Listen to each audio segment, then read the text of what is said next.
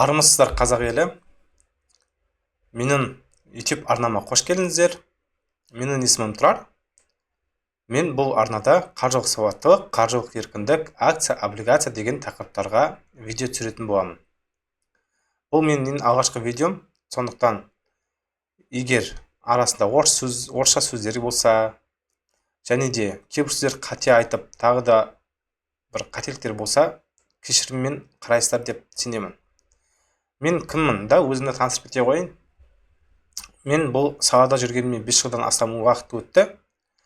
Инвестициямен айналысам, оның ішінде акциялар, ETF-тер, облигациялар алып, пассивтік табысқа шығуға мақсат қойдым. Сол жолда енді өзімнің телеграм каналым бар, бірақ ол телеграм каналымда көбіне орысша жазба жазатын болғандықтан көбісі оқырмандарым маған қазақ тілінде толықтай түсіндіретін, осы тақырыпты толық ашатын видеолар түсіруге ұсыныс жасаған болатын. Сондықтан бұл менің алғашқы видеом.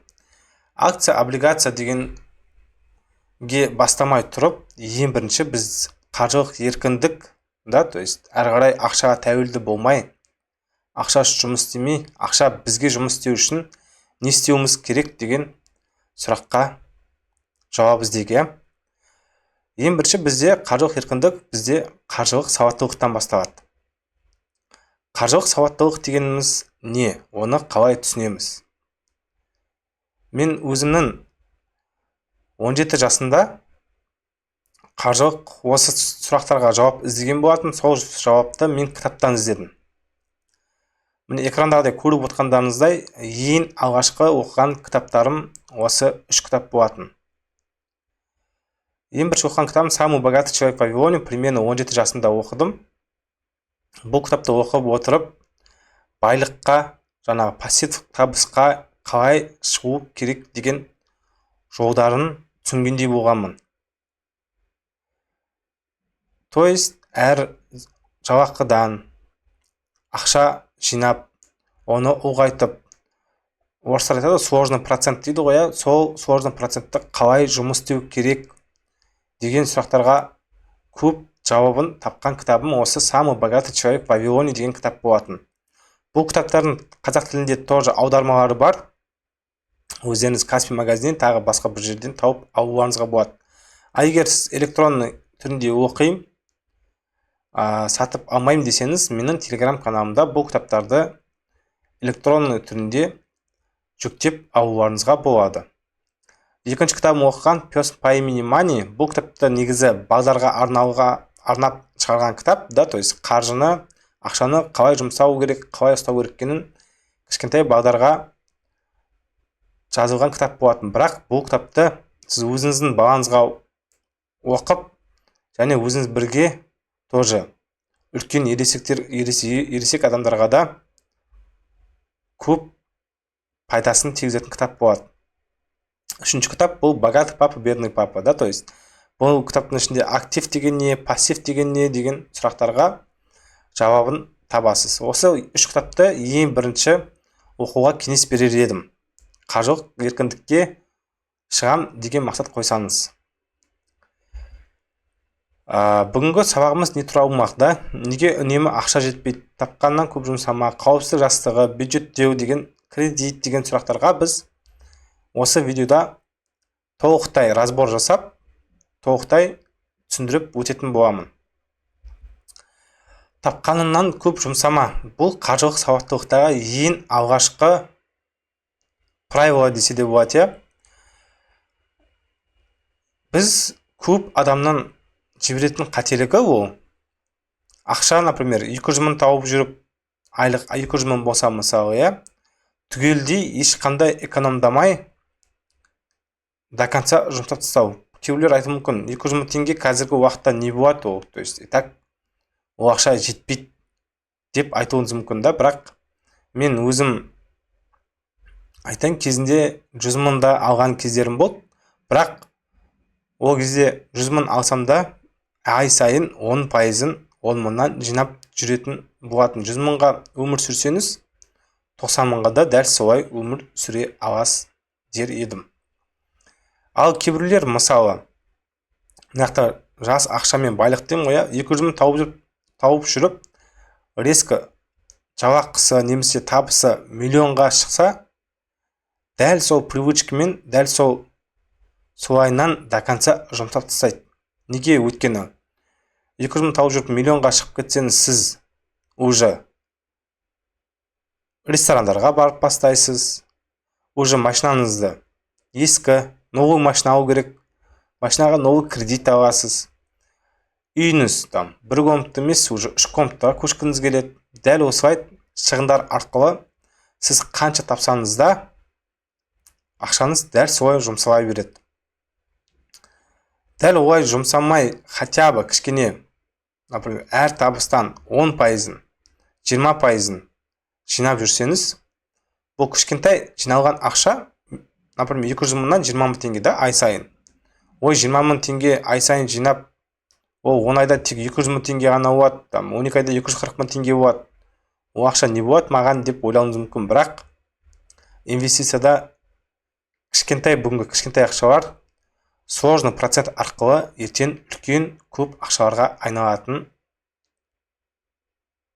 Біреу білсе, біреу біле бермейді да. Мен мысалы окружениемде достарым қазір жақсы ақша тауып бастады, миллион айлықтарда, 2 миллион, бірақ өмірі всегда менен тұрар, қанша тапсам да ақша жетпейді, не істеу керек, не істеуге болады деп кеңестер сұрайды да. Дәл осылай бірінші кеңесім, жаңа кітапта жазылған «Самый богатый человек в Вавилоне» дегенде де бұл кеңес бар. Әр табыстың, любой табыстың, ол жалақы болсын, ақшалай сыйлық болсын. Например, біреу сізге туған күніңізге 10 мың теңге сыйлады дейік. Оның 1000 теңгесін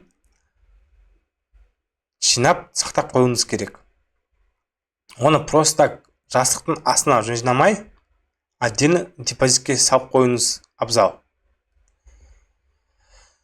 Енді бұл пример. Мен ертең көп тапсам, бүгін 200 мың тауып жүрмін, егер айына 5 миллион, 2 миллион табатын болсам, ақша маған бәріне жететін еді. Ол кезде ондай ақшамен проблем болмайтын еді деген өзіңізде сондай ішіңізде бір арманыңыз болуы мүмкін да. Мен айына 2 миллион, 5 миллион табуым керек деген. Бұл жаман емес арман да. Бірақ бүгінгі сіз кішкентай ақшаны қайда кетіп, қайда жұмсап жатқаныңыз білмесеңіз, дәл солай, егер 2 миллион, 5 миллион тапсаңыз да, ақшаңыз дәл солай жоғалып кетеді. Оның бір үлкен мысалы да, міне Майк Тайсон, экранда көріп отқандарыңыздай, Майк Тайсон кезінде өзінің бүткіл жастық шағындағы жинаған ақшасы, капитал дейді ғой, 650 миллион доллар болған. Бірақ 2003 жылы өзін банкротпын деп жариялап 23 миллион қарызға кірген. То есть ақша қайта кетті да, то есть 600 миллион доллар. То есть бұл өмірде, бұл ақшаны өмір бойы жинасаңыз да табылмайтын ақша болып көрінеді да. Все, то есть сіздің бір жарты миллиард капиталыңыз бар, сасайыңыз бар ақш долларында. Басқа не армандауға болады да, бірақ дәл жаңада айтып өткенімдей, кішкентай ақшаны басқара алмасаңыз, үлкен ақшаны дәл солай басқара алмайсыз. Майк Тайсон жіберген қателіктері мына суреттегідей, ол люкс класстағы машиналар алып бастады. Бенгальский тигр дейді ғой, то есть өзінің үйіне жолбарыстар алып бастады. Ол жолбарыстар жылына, то есть бұның шығыны үйде ұстау примерно 20-50 мың ақш доллары. То есть просто так бұл жолбарыстың тамағына, күтіміне кететін ақшалар. Дәл осының кесірінен, ақшаны оңды солды шашқан кесірінен, Майк Тайсон 2003 жылы банкрот жариялап, қазіргі өзінің қартайған шағында, пенсияға шыққан кезіндегі шағында, уже жақында блогерлермен бокстасып, ақша үшін қартайған шағында өзінің денсаулығын денсаулығына зардабын тигізіп мәжбүр болды да. Егер бұл жас кезінде хотя бы осы 650 миллион ақш долларын инвестициялап дұрыс жұмсаса, хотя бы сол акцияға, облигацияға салып қойса, то есть өмір бойына жұмыс жасамауға болатын еді. Бұнда бір маңызды сабақ қандай? Қанша ақша тапқан маңызды емес, егер ақшаны басқара алмасаң, бәрінен айырылуың мүмкін. Дәл солайынан қазіргі бизнеспен айналысып жүрген адамдар бүгін жақсы ақша табу мүмкін, бірақ ертең бизнес кризиске ұшырап, тағы бір жағдайлар болып қалса, ол ақшаны бүгін тапқанмен ертеңгі ақша жинамағанның кесірінен ертең дәл осындай жағдайға, банкротқа ұшырауы мүмкін. Енді бұл жағдайларға ұшырамас үшін не істеуге болады деген сұрақ туындауы мүмкін, иә? Ең бірінші, бүткіл кітаптарда жаңағыда айтып өткендей, бүткіл инвесторлардың, бүткіл финансистердің айтатыны ол қауіпсіздік жастығы, то есть орысша финансовая подушка дейді ғой. Біз өзімізге қауіпсіздік жастығын жинауымыз керек. Қарапайым түсінікпен айтып өтсек, қауіпсіздік жастығы бұл күтпеген жағдайда жұмыстан шығу, ауырып қалсаңыз, то есть табысыңыз жұмыста айлықты бермей жатса, да, то есть кейбір жұмыстар болады, 2-3 ай айлығын бермей, тағы бір нәрсе. Сондай жағдайларда болса, өмір сүруді жалғастыруға көмектесетін ақша қоры. Бұл сіздің жеке страховка дейді ғой, сақтандыруыңыз, ешқандай банкке немесе мемлекетке тәуелді болмауыңыз. Біз адамдар кейде не істейді, да, то есть жинақы қоры жоқ, барады, осындай ауырып қалса, тағы бір жұмыстан шығып кетсе, барып кредит алады. Ал ол кредит просто подаркаға берілген ақша емес қой, да, оның пайызын үстіне қосып, одан көп есе қайтаруыңыз керек. Бұл қауіпсіздік жастығының мақсаты неде? Жұмыстан айырылсаңыз 2-3 ай жаңа кредит алмай, аш қалмай өмір сүруіңіз, то есть сіздің өміріңіздің деңгейі түспеуі. Мысалы, ауруханаға түссеңіз, дәрі-дәрмекті, емді төлеуге мүмкіндік беру және тағысын тағы да. Қаржылық қор қанша ақша болу керек деген сұрақ туындауы мүмкін. Ең жиі қолданылатын ереже тоже, то есть инвестордың арасында минимум 3 ай және максимум 12 ай арасында. То есть сіз, например, жалақыңыз 200 мың теңге дейік. Бүткіл айына жұмсайтын шығыныз сол 200 мың теңгеге есептеледі. Квартираның ақшасы, тамақ, жолыңыз, таксиіңіз, тағысын тағы 200 мың теңге. Сіздің минимальный жинақ қорыңыз айына 600 мың теңге болу керек 3 айға. То есть сіз егер жұмысқа айырылған кезде басқа жұмыс тапқанша 3 ай өміріңіздің деңгейі түспей, әрі қарай жалғастыру үшін. Да, то есть либо 12 айға дейін 2 миллион 400. То есть бұл ақшаны сразу жинау керек, сразу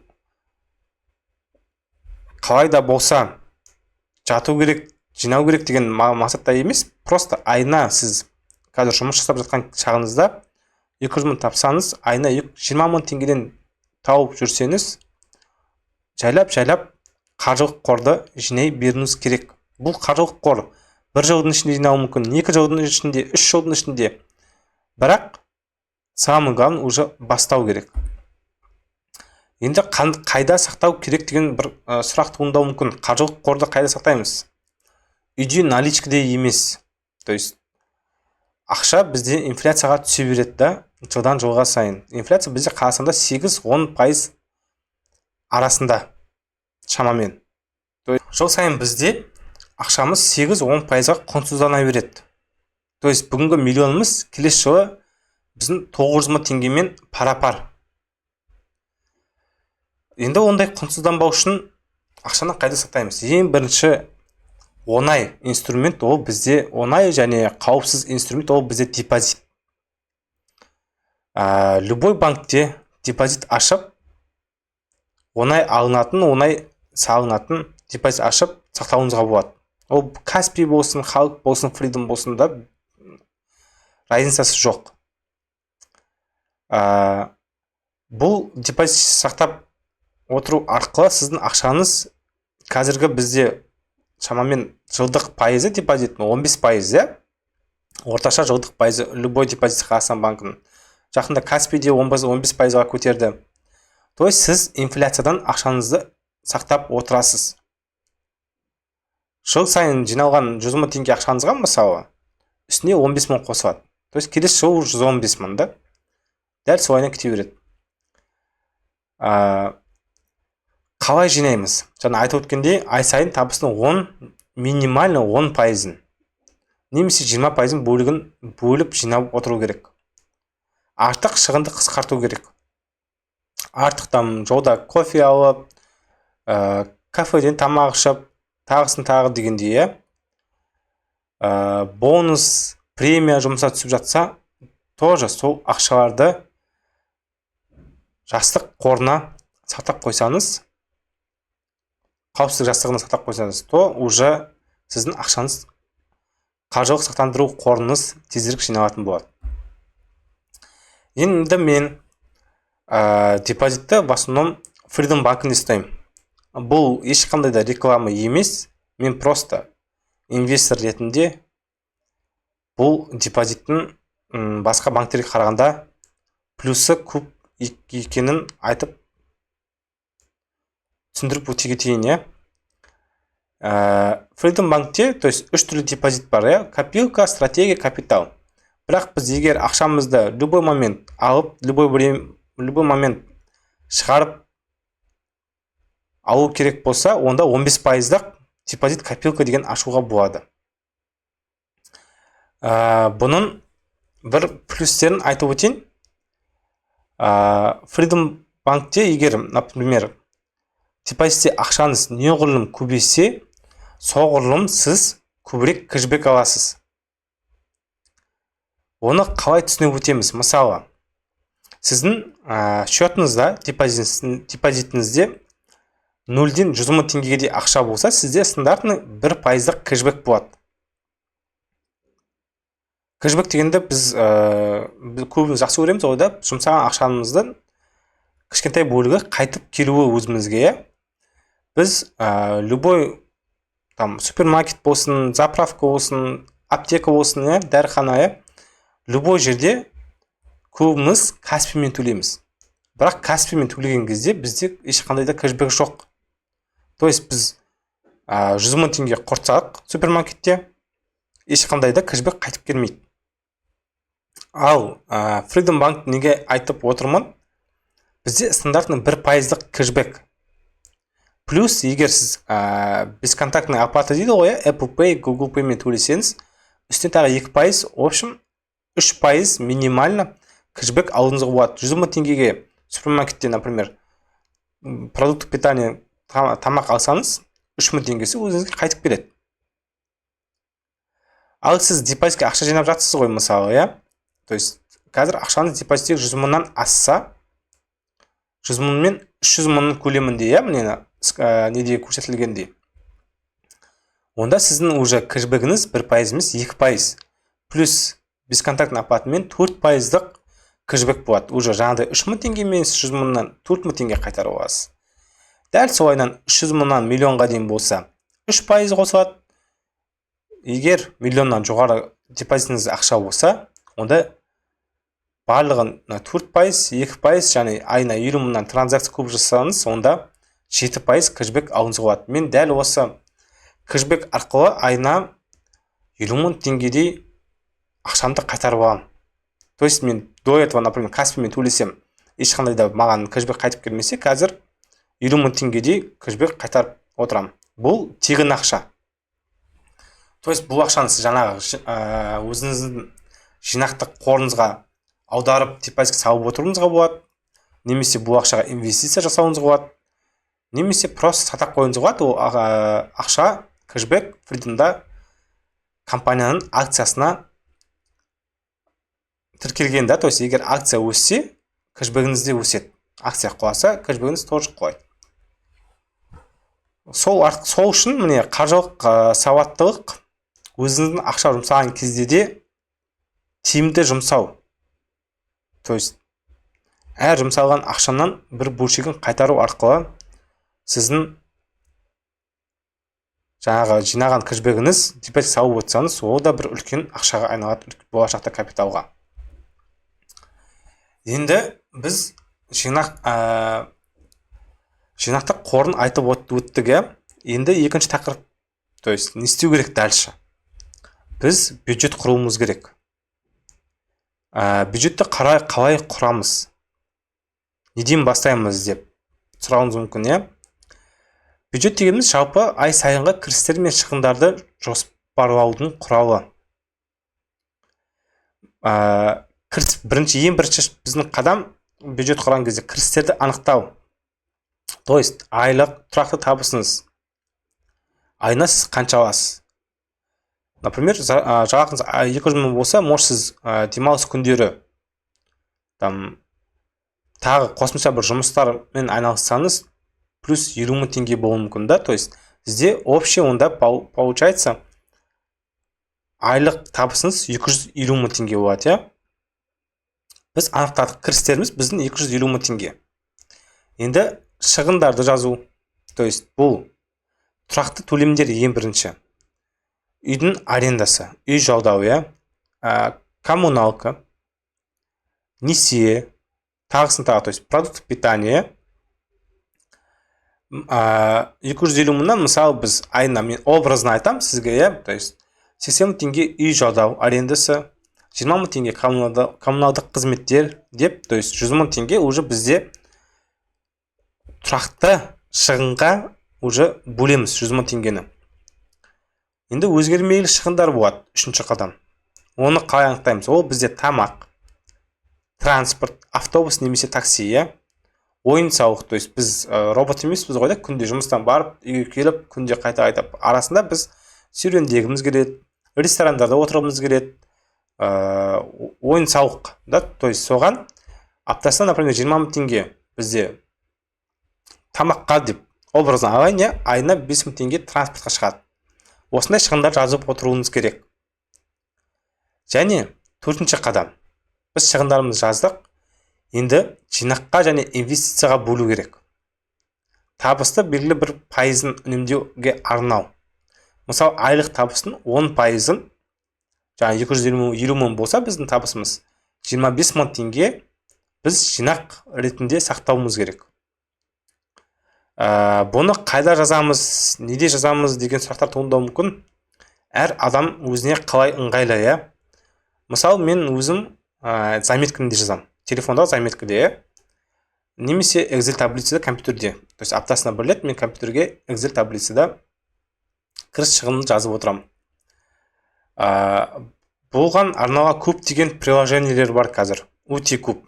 То есть Apple Pay, Google Pay жазсаңыз просто доходы, расходы жасаңыз, көп деген тегін приложениелер шығады.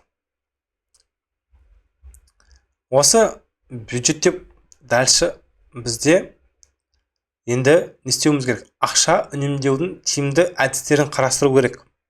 То есть жинақтаудың маңызы. Ол жинақтаудың маңызы бізде жинақтау келешекке арналған қаржылық қор жасау. Үнемдеу арқылы төтенше жағдайлар, ірі сатып алулар немесе инвестициялар үшін ақша жинаймыз. Енді жинақтаудың әдістері автоматтандыру түрінде. Мысалы, кейбір банк қосымшаларында өзінің бір функциялары бар, то есть айлық түскен кезде определенный 10%-ын либо автоматты түрде депозитке аударып жібереді. Соны пайдалануыңызға болады, егер өзіңіз тек жұмсап сай беретін болсаңыз. Екінші, шығындарды қысқарту. То есть қажетсіз шығындарды анықтап, оларды қысқарту жолдарын қарастыру керек. Күнде кофе ішетін болсаңыз, күнде кофенің бағасы 1000 теңге, 1500 теңге болса, лучше ол кофені үйде жасап, собой алып кетіп, ішуіңізге болады мысалы, сондай жолдарын қарастыру керек. Шығындарын қысқарту жолдары.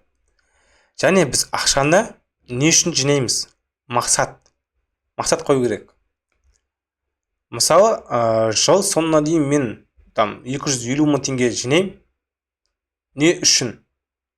Ол жаңағы мен жинақ қорыма өзімнің ертеңге деген тұратын ақшам болуы керек. Немесе біреу техника, ноутбук алам, iPhone алам деген сияқты бір мақсат қою керек. Мақсат қоймасаңыз, ол ақшаны жинауға мотивация да болмайды.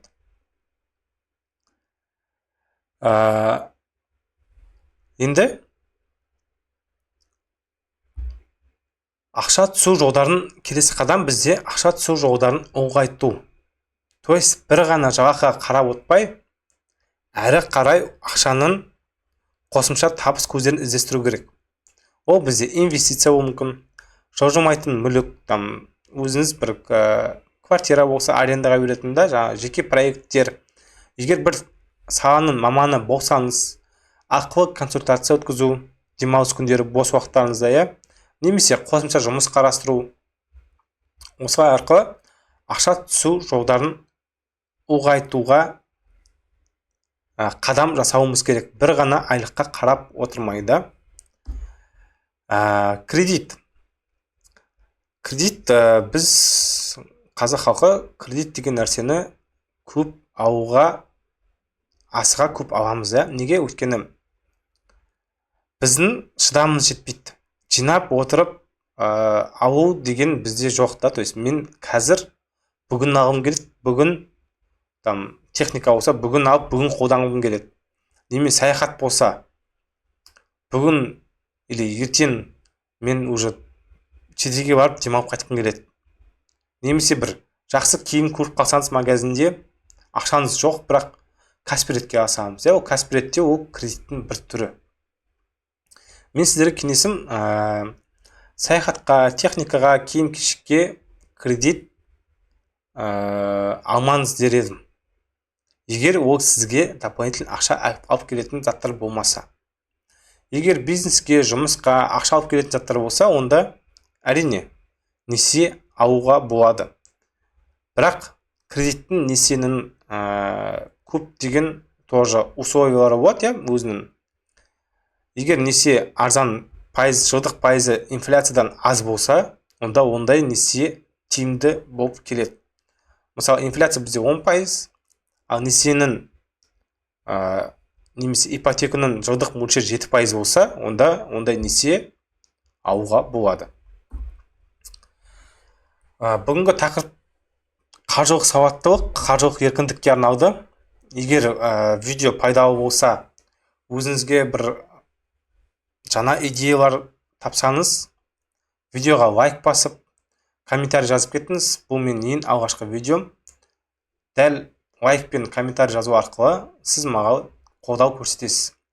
Енді келесі сабақтарында біз бүгін общий қаржылық сауаттылық туралы айттық. Енді келесіде біз акция, облигация, ETF деген терминдер не, оларды қалай алу керек деген сұрақтарға видеолар түсіретін боламын.